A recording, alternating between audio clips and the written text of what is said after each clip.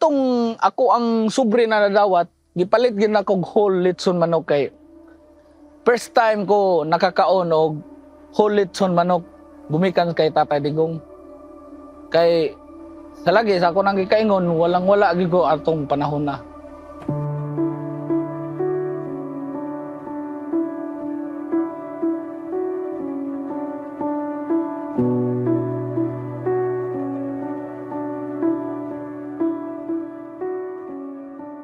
Ako si Jun Duray.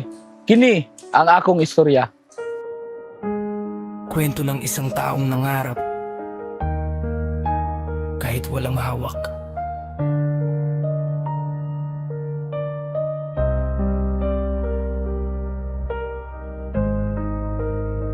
Galing ako sa mahirap, walang kahit anong yaman. Pangarap lang ang puhunan sa gitna ng kahirapan. Tuloy sa una, mamakalay ko. Diha ko nagsugod anang pagsikad-sikad og kanang kariton, malit og mga junk. Atong mga higayuna, nagplano ko nga manghiram og 5-6 pangkapital lagi nako. Niya wala man gining salig sa kuha kay o siyempre tanaw siguro pod walang-wala gyud. Wa gining salig, wala nagpahiram nako. So motong ngabot ang December atong naipalipay ni Tatay Digong sa Taal. Kada December man gud na siya nagpa-party. Inig ka party na mga ticket na panghatag. Dihay ticket na mo nakadaog gyud kog duha ka druhan. Tag 1,000 motoy akong gisugod og kapital kay wa man gyud koy kapital. Ako'y kapital ginagmay pero igo-igo ra gyud. Daginot niya. Motoy among gisugod. Ang 1,000 ibili na ko sa akong asawa. Ang 1,000 akong gibiyahe.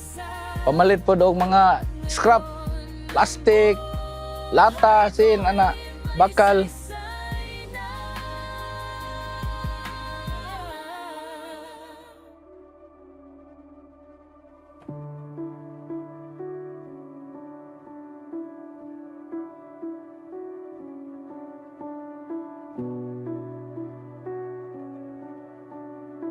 Pag-abot sa pamasko, handog ni Tatay Digong Duterte, nagpila na siya dito og apil. Nakakolekta na siya dito og mga food pack, gift check na tag 200 na iyahang gipalit og lechon manok. First time nakakaon siya og lechon manok sa iyahang hinatag na palipay ni Tatay Digong. Andi nang uban na cash kay napunitan po niya to sa gipanglabay na sa mga taga Marilog. Punit po siya dito, gidungag niya, gidungag sa niya kapital. Nahihinay. Ting paita ang kinabuhi. Kana bitang mamakal ko sa una, sir. Kanang di gina ko malimtan ang si kanang diha sa Taal, kanang naikarinderya sa una si Arlene. Isa ka order na kanon og isa ka order na dinuguan ra gid ang ako ang orderon kada buntag kay ang among kapital at least dili makuhaan ba. Nya kanang NHA sa una naman ay mga basurahan sa kilid. Inig agi na mo pang-ukayo na mo na ang tan-aw ng mga lata, mga ana, mga bakal na naagi panglabay nila. Nami makit-an lagi pa na kanang ning nagmold lang ang isig ka lubot. Ang kanuna mo ng tunga. Kanuna ko ng tunga. Kay grabe gid ka pait. Perting pait gid. Kumbaga pait pas panyawan gid. Sa una, sa namakal ko og buntag, mag-eskwela ko gudto. Nya pagkagabi security guard ko sa DAP Corporation. So, mo na ang ako ang routine kada adlaw.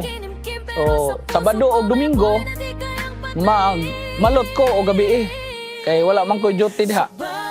So, manay ako ang kuan, mga malot, isag asa, suri-suroy, ang ako alam na kanang matag karon og gunya ba makapalita og bugas, sudan ana kay dili man gud kanang higayon nga naatay kuan na bakal kay nihit-nihit lagi pod anang gawa sa pamakal malot ko kay makakwarta man pod. Grabing paita ang among naagian. Una, nag-jump shop mi ang amo ang ginatulugan. Sinaking na botilya. Mao jud na among gitulugan dito sa direct nga nagrenta mi. Tapos ang dito mi matulog, ang amo ang ato piskan trapa lang jud. Mao gid na ang among sugod sa pagpaningkamot namo. Nag-aayo siya og kanang mga sidecar. Hinana hinahinay from 6 p.m. until 12 midnight. Nag-aayo mig sidecar kay na nakahimo mi og 40 ka sidecar tay nahinay na mong ginapaayo ng buti bakal kada buntag. Dito gyud nagsugod. Anton nagtaas, nagmurag na dugang-dugangan ang ako ang kapital. Nakapalit na ko og gamay na sakyanan. Ana, may sinugdanan para maka-deliver. Dinagko na ang ma-deliver. Kay na may sakyanan. Kauna kariton-kariton pa. Deliver, ginagmay ra pa'y halin. Iabot ang panahon nga naay ning salig sa kuha. Ako ang amo. Katong gipahiram sa kuha na kwarta. Motoy akong bayad sa lote de Pequeño. Warang ang ako ang lote na napalit diha, paligikan gina sa ako ang amo. Oh. Itod nga mao na nagsugod nagdako, nakapalit na pug nga ginagmay na sakyanan ana.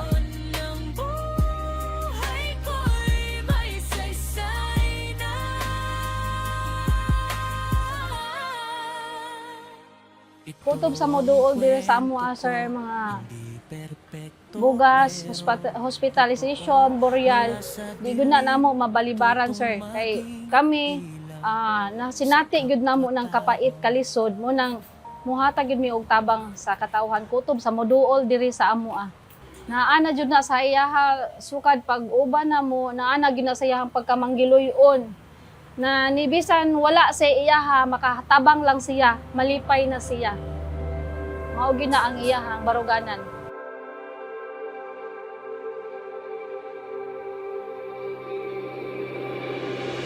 Nahimo karon kanang naanak ko karon diri.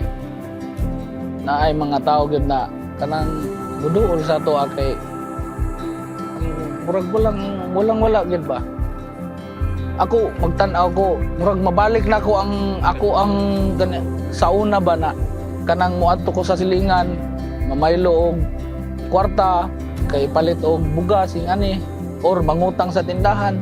Sumapil na ako og unsa ang kapait pod nila ba manang di gyud ko makadili na ako'y ginagmay na matabang sa ilaha.